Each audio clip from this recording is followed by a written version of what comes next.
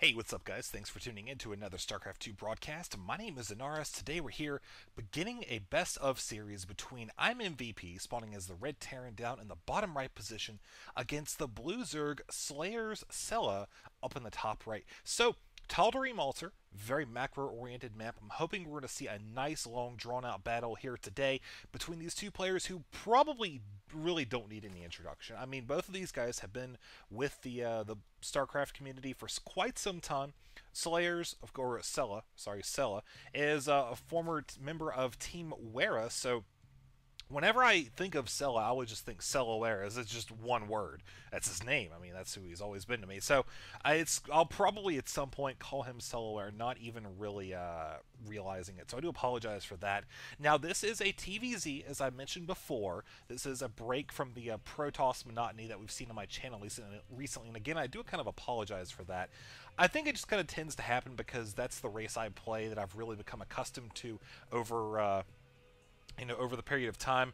And it was part of my New Year's resolution to basically become acquainted and try to turn into a more of a commentator style of broadcaster here. And to that end, I mean, Protoss, I think I'm pretty knowledgeable. I mean, there's always plenty of room for improvement, but Terran and Zerg, not so much. So I might find myself resorting to just more of a casting style as opposed to a commentating style this game. But, I mean, it's always a learning process. I'll probably be switching over to Zerg here in the coming weeks just to give him a shot, try to learn it. So for this game, we have SCELLA going down 15 hatch. Very good opener here on this map in particular. From the Terran player, he's going to be walling off. I would very much expect to see the following from these guys. Number one, MVP. So far, TvZ is all about the early Helion harassment. You know, on this map, I would also expect to see a one Rax, like a early command center thrown down in the base, start flooding the mineral line. Maybe not necessarily floating it up to the natural just yet, because he's going to have to worry about SCELLA's Zerglings. You know, that's great for Zerg getting that early map control, getting that speed upgrade. We do see that extractor going down, spawning pool obviously coming in pursuit of that as well, about 70% complete. So from there, late game, I'm guessing we're going to see something along the lines of pretty typical Marine siege tank play. I say this because, wow, did you see that drone man? Totally just did a Michael Jackson move right there. Oh, yeah!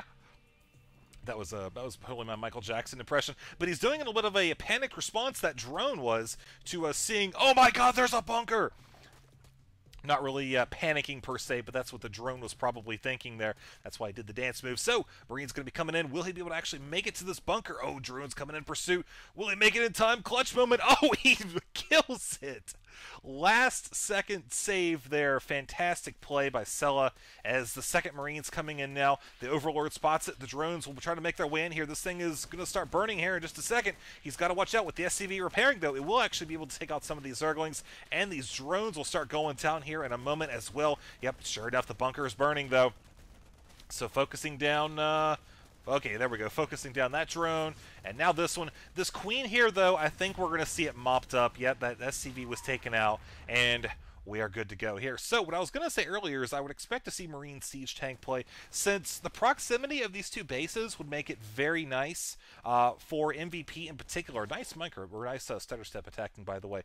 Very nice for MVP to push up against the Zerg player's natural, because you see it's kind of the natural point to leave out right there. So leaving the base. This watchtower, very important. I'm sure we can expect to see a lot of confrontations around that. But the fact that you can put up a couple siege tanks down here and lock down this mineral line makes it very attractive for MVP to do that. Likewise, we could see some drops as well. I mean, it's a pretty decent map for that. Here come the first two Helions. We have that command center just about complete there as well. And it looks like he did go with that one Rax expand. Will these Helions actually be able to do a whole lot? Like I've said before, TvZ right now, Helion harassment in particular, the name of the game, you don't always see that blue flame upgrade. It really kind of depends on how much they really want to commit to making that type of pressure work for them. You can see MVP not focusing too much on that. He's just got that one factory down there right now. And I think it's actually reactor, judging by, yeah, there we go. Judging by the quantity of Helions that we're actually seeing coming out. But one Helion does go down. Zerglings are in continued pursuit. Finally, the second one goes down as well, bringing the total units lost here, 450 to 525. In terms of actual workers killed, 7 so far. So here we go with the Zerg player actually looking to come down and possibly retaliate. But with these Helions en route, I don't know how effective it's going to be. Oh, he's going to have to move those if he doesn't want to draw the attention of the Helions there at the watchtower.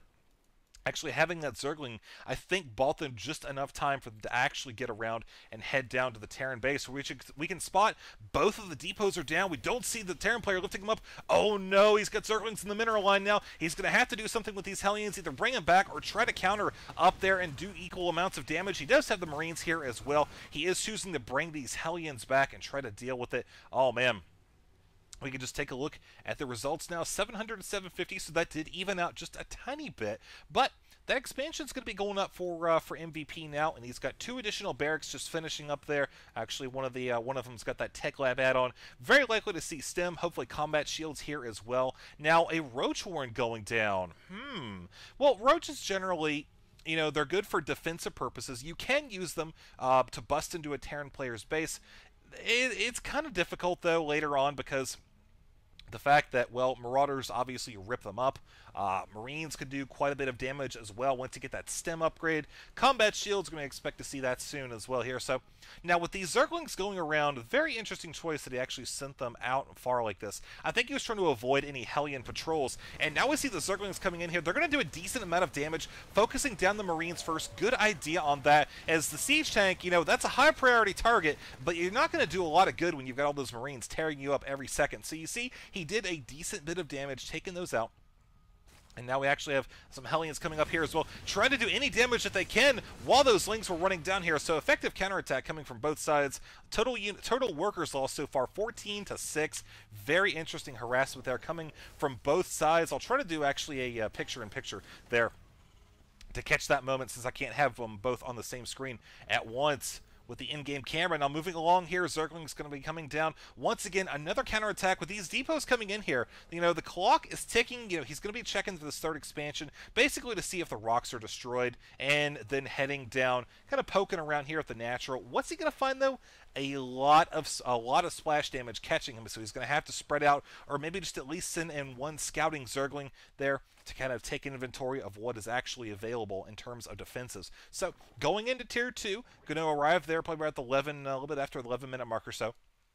He's going to have a decent bit of gas now. He's working on all 4 geysers. So judging by the fact that he's going to have all that extra gas coming in, we're probably going to see a Spire going down. Not worry about too much anything other than maybe Ling, Bling, Muta, something like that, as that would be extremely effective against what we've seen so far, which we do have the stem pack upgrade about 50% complete. Got some medevacs on the way as well. Everything's looking good there. And the Baneling Nest going to be finishing up here in just a moment or two.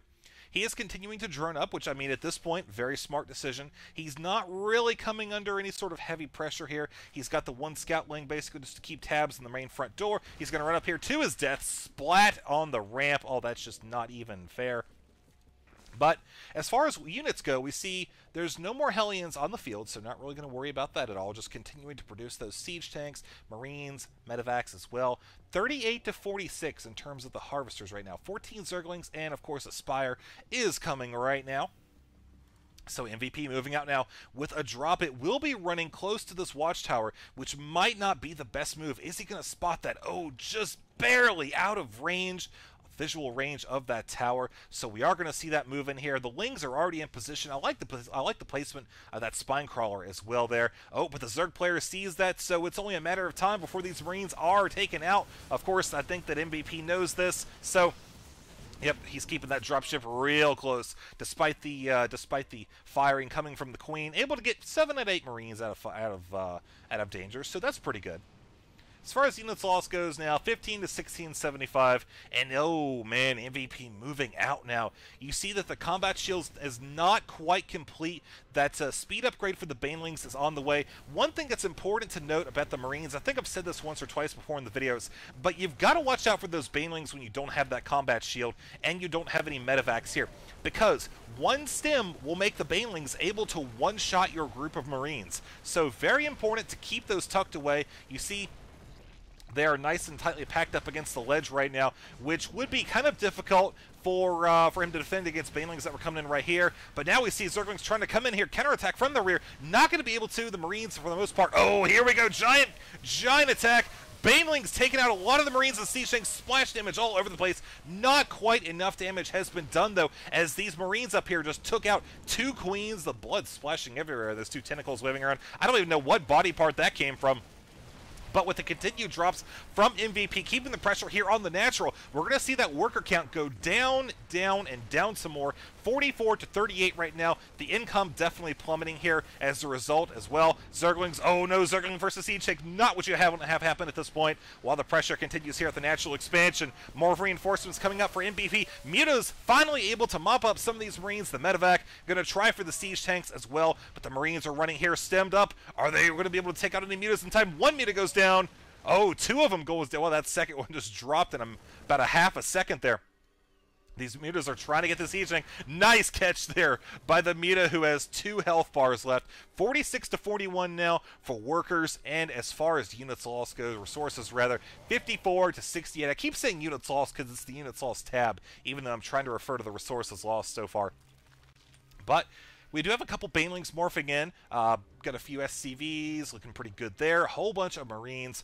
That's looking quite snazzy. And here we go. The forces are actually going to be crossing each other midfield, but just barely missing one another. MVP, of course, wants to continue the pressure here at the natural. Before these spine crawlers go down, this one should be going down very quickly. This one's soon to follow. It might finish, and you see the Mutas actually coming up and spot the Marines. They see the turret. Like, nope, I'm not going to be able to do any sort of effective harassment there. Might as well just take my chances bringing these Mutas back, which you see they are on the way right now. And there's the GG from SlayerSCeLLa, giving MVP victory in this first game, the best of series. So guys, thanks for watching. Hope it was entertaining. We're going to move on to game number 2 just a second. Of course, if you liked the video, please hit that thumbs up button and let me know. And if you have any comments, feel free to leave it down below. Like I said, TvZ, I understand them kind of from a perspective of a Protoss to an extent from watching the GSL and stuff, but I don't have a lot of first-hand experience other than just casual play. So if I miss anything, then feel free, speak up, let me know, but otherwise, we'll see you next video.